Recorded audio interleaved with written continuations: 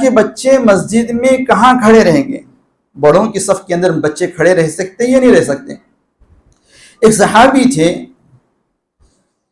مسند احمد کی روایت ہے کہ انہوں نے اپنے گھر والوں کو جمع کیا اور یہ کہا، ابو مالک اشعری رضی اللہ عنہ، کہ میں تمہیں رسول کریم صلی اللہ علیہ وسلم کی نماز پڑھاتا ہوں۔ یہ کہہ کر جو ہے انہوں نے صف قائم کی، پہلے بڑوں کی صف قائم کی، اس کے بعد بچوں کی صف قائم کی، اس کے بعد عورتوں کی صف قائم کی۔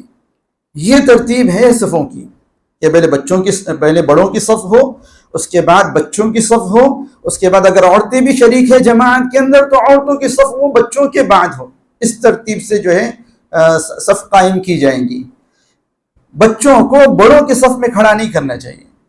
بعض احادیث میں اگرچہ جو ضعیف ہے یہ ملتا ہے کہ آپ صلی اللہ علیہ وسلم نے پہلی صف کے اندر بچوں کو کھڑا کرنے سے منع کیا ہے، اور صحابہ رضی اللہ، یہ تو حدیث تو ضعیف ہے لیکن صحابہ رضی اللہ عنہ کا معمول بھی تھا۔ مصنف ابن ابی شیبہ ایک حدیث کی کتاب ہے، اس کے اندر کئی صحابہ کا عمل نقل کیا گیا کہ بچوں کو پہلی صف میں کھڑے ہونے سے روکا کرتے تھے۔ ان صحابہ میں حضرت عمر رضی اللہ عنہ، ابن عکیم رضی اللہ عنہ، ابو وائل رضی اللہ عنہ، حضرت حذیفہ رضی اللہ عنہ۔ یہ صحابہ وہ تھے جو بچوں کو پہلی صف میں کھڑا ہونے سے روکا کرتے تھے اور کہتے تھے کہ بچوں کی صف مستقل الگ قائم ہونی چاہیے، اور صفوں کی ترتیب بھی یہ ہے۔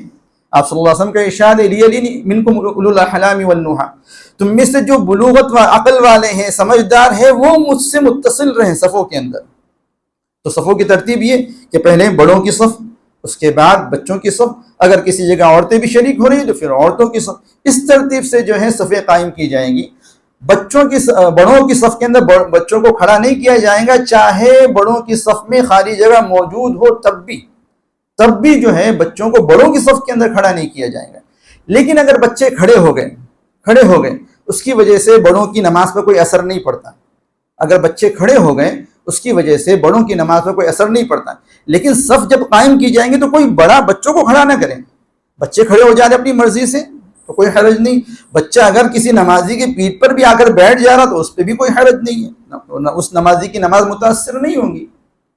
جیسے کہ رسول کریم صلی اللہ علیہ وسلم بسا اوقات سجدے میں جاتے تھے، حضرات حسنین رضی اللہ عنہما آپ صلی اللہ علیہ وسلم کی پیٹھ پر سوار ہو جایا کرتے تھے، اس سے نماز پہ کوئی فرق نہیں پڑتا۔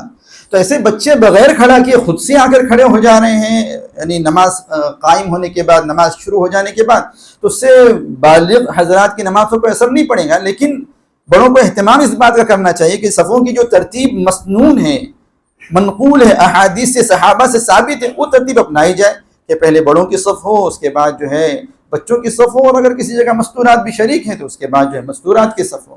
اللہ تعالیٰ عمل کرنے کی توفیق عطا فرمائے۔